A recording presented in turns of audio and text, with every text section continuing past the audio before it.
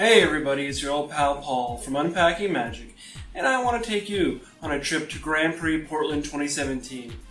This event occurred from November 17th to 19th in Portland, Oregon, and the main event format was standard. Well, let's go.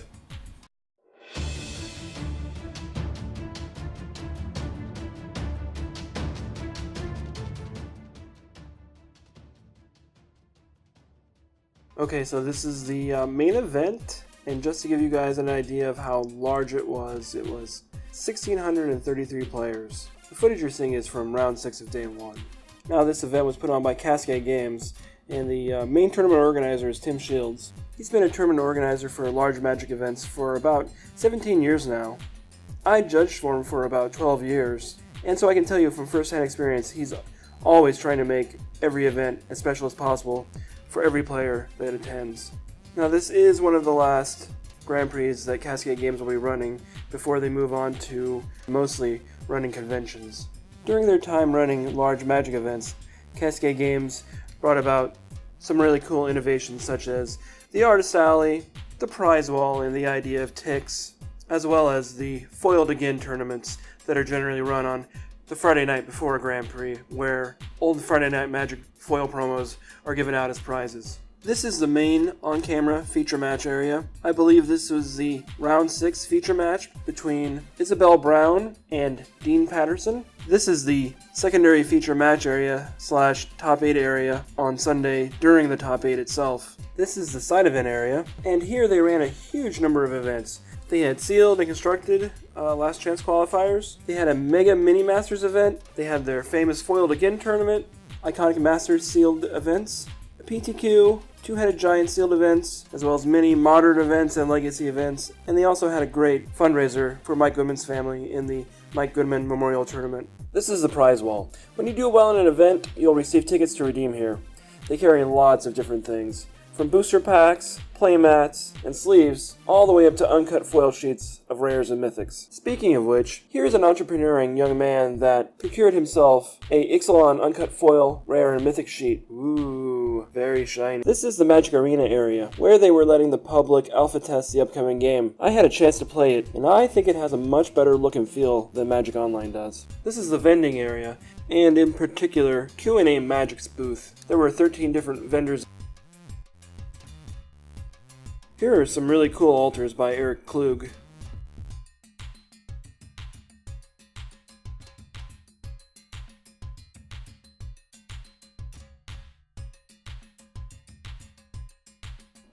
Stay tuned for the end of the video, where I'll be showing off some of the other vendors and the cool cards they had on display.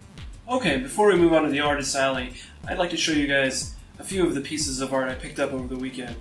Now these are all 8x11 prints, and each of them costs around $15 each.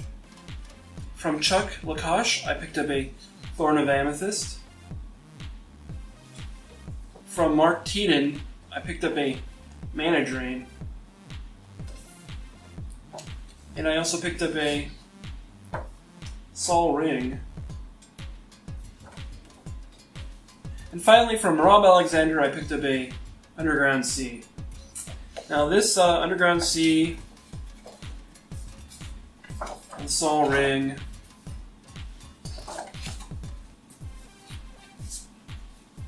the Mana Drain, all have to be 3 of my top 10 pieces of Magic art that I like the most. Probably right behind Black Lotus and Sister Recall, Time Walk. Well, let's go ahead and take a look at Artist Alley now. This is Artist Alley. There were 8 artists at the event this year. This first booth is Chuck Lucox. He's done some really great art for cards like Thorn of Amethyst, Doubling Season, Greater Oromancy, and Oblivion Ring.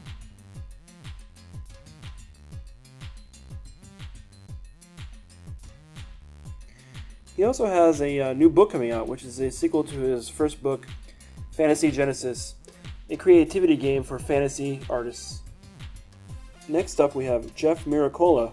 He's done some really awesome art for Raging Goblin, Propaganda, Acidic Sliver, Might Sliver, Bouncing Beebles, Bubbling Beebles, Honorable Passage, Horn of Greed, and Manamorphose, among many others.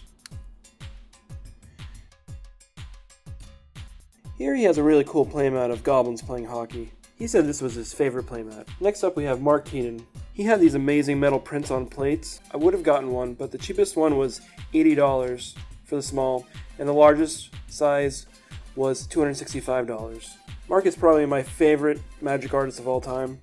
He's done so many memorable old school cards, such as Brain Geyser, Chaos Orb, City of Brass, Emrakul, the Aeon's Torn, Shazam Jin, Lord of the Pit, Mana Crypt, Mana Drain, Mana Vault, Necropotence, Nevin Uriel's Disc, Sol Ring, Time Vault, Time Twister, and Winter Orb.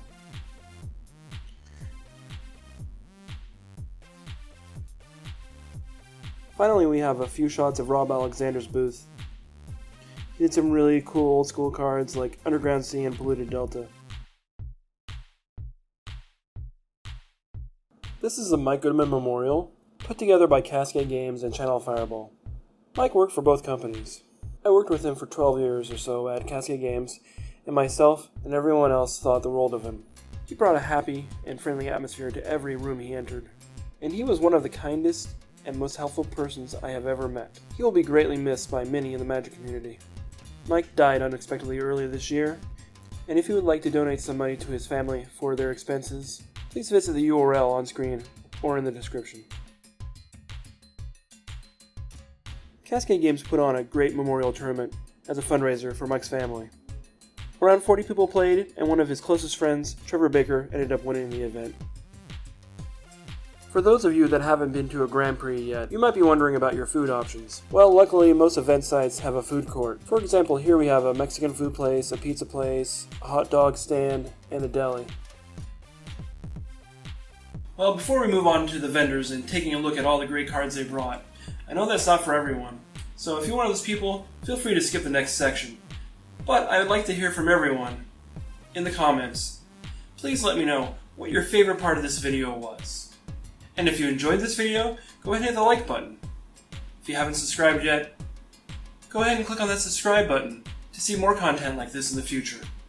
Okay, let's go ahead and take a look at some of those really cool cards the vendors brought. There were 13 vendors at GP Portland. Brainstorm Games, Card Kingdom, Channel Fireball, Cool Stuff Inc., Grey Ogre Games, Full Grip Games, MtGDeals.com, Magic Stronghold, Q&A Magic, Tales of Adventure, Time Vault, TokyoMTG.com, and GameStar.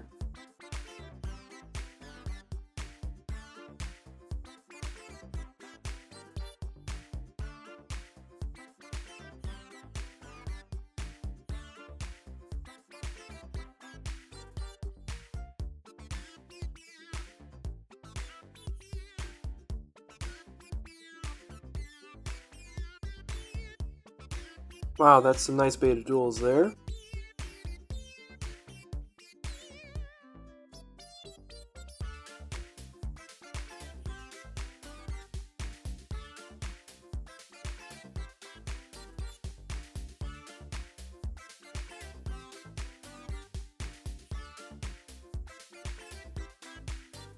Foil Goblin Matron. I used to love playing Legacy Goblins with that card.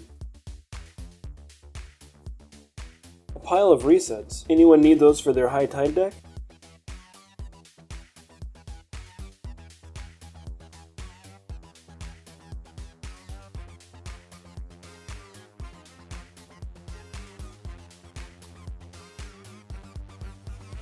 Wow, that's a nice Mox Sapphire and Black Lotus there.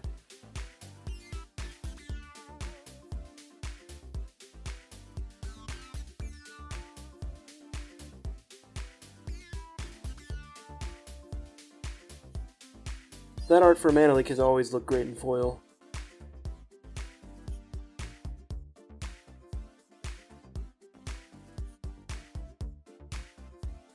Anyone interested in a beta Volcanic Island? Absolutely massive amount of Power 9. Wow.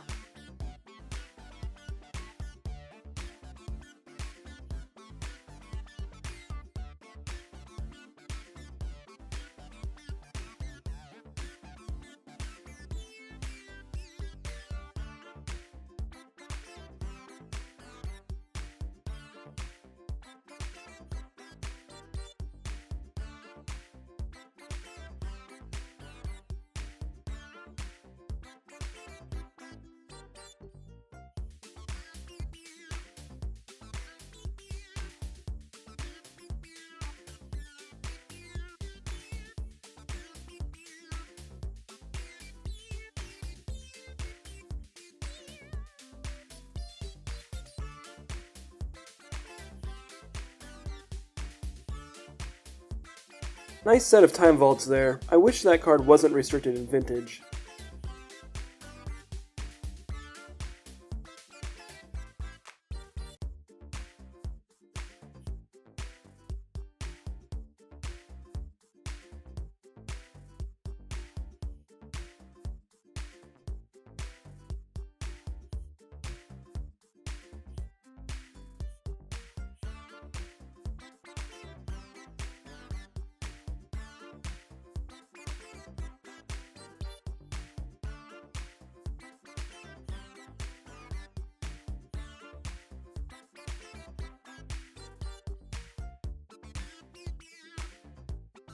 Treachery. That was one of my favorite cards when I started playing Magic.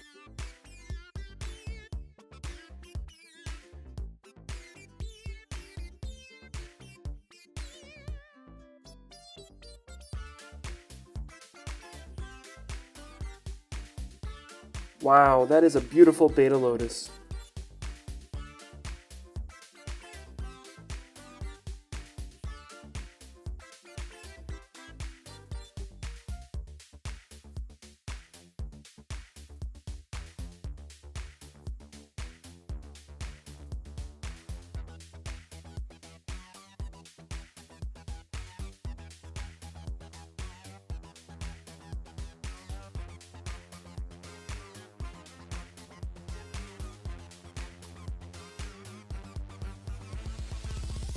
Look at those Guru lands. Makes me wish I could travel back in time about 17 years and get a bunch.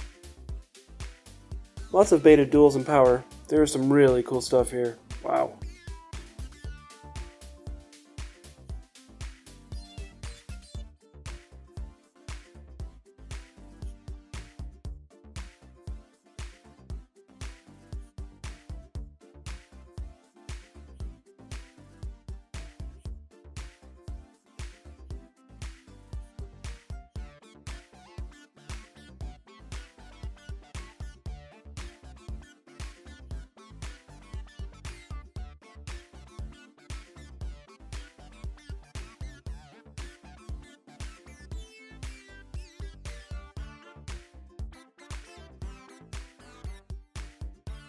Power Artifact and Grim Monolith? Who is down for an infinite mana combo? Okay, well I hope everyone enjoyed the video. Please remember to like the video if you enjoyed it. Remember to comment and let me know what your favorite part about this video was. And if you're not subscribed yet, go ahead and click that subscribe button so you can see more content like this in the future. Have a great day, everyone.